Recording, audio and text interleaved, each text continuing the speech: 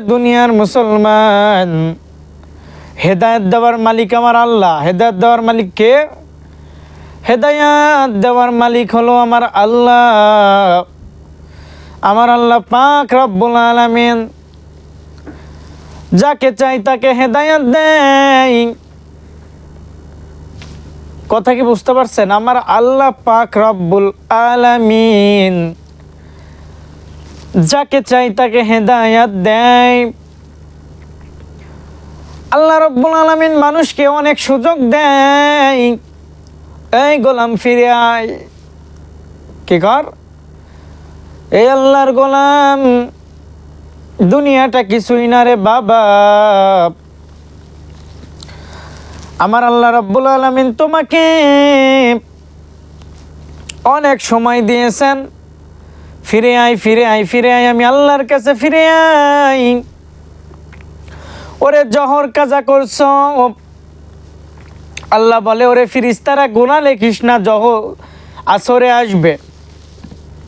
ওরে আসরে আসিস নাই, আল্লাহ বলে থাম, মাগরিবে আসবে।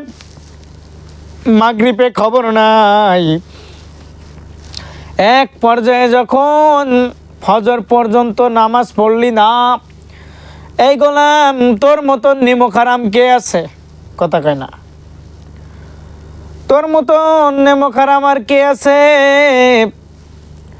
ওরে যে আল্লাহ তাআলা তোরে বাতাস দিল, পানি দিল, খানা খাওয়াইলো, জবান দিল, সেই আল্লাহকে ভুলে গেলি।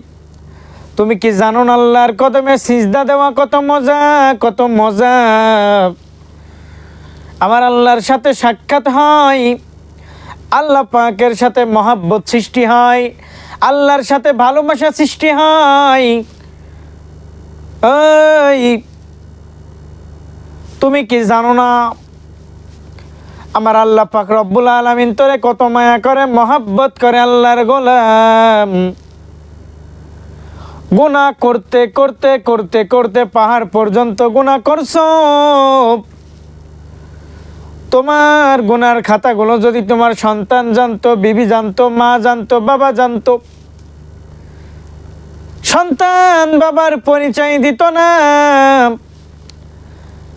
মা সন্তানের পরিচয় দিত না, তোমার স্ত্রী তোমাকে স্বামী বলে স্বীকার করতো না। এত নিমক-হারামি করার পরেও, আল্লাহর বিরোধিতা করার পরেও, আল্লাহর হুকুম আদেশ অমান্য করার পরেও আমার আল্লাহ তোর পানিও বন্ধ করে নাই, বাতাস বন্ধ করে নাই, খানাও বন্ধ করে নাই। এই কিসের কারণে? ওরে মুমিন যেই মাছ খায় তোকেও সেই মাছ খাওয়াই। ওরে মুমিন যেই নদীর মাছ খায় তুইও সেই নদীর মাছ খাস। ওরে মুমিন বান্দা যেই অক্সিজেন পায়, আল্লাহ রাব্বুল আলামিন তোকেও সেই অক্সিজেন দেয়। কারণ আমার আল্লাহ তাআলা তুই নাফরমানি করার পরেও আল্লাহ তাআলা তোরে মায়া করে, মহাব্বত করে রাখছেন।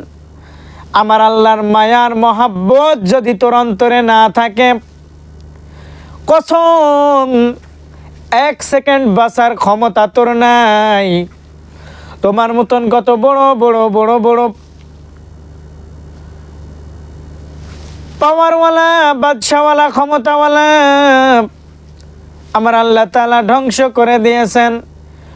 ফেরাউনকে ধ্বংস করছেন, নমরুদকে ধ্বংস করছেন, হামানকে ধ্বংস করছেন।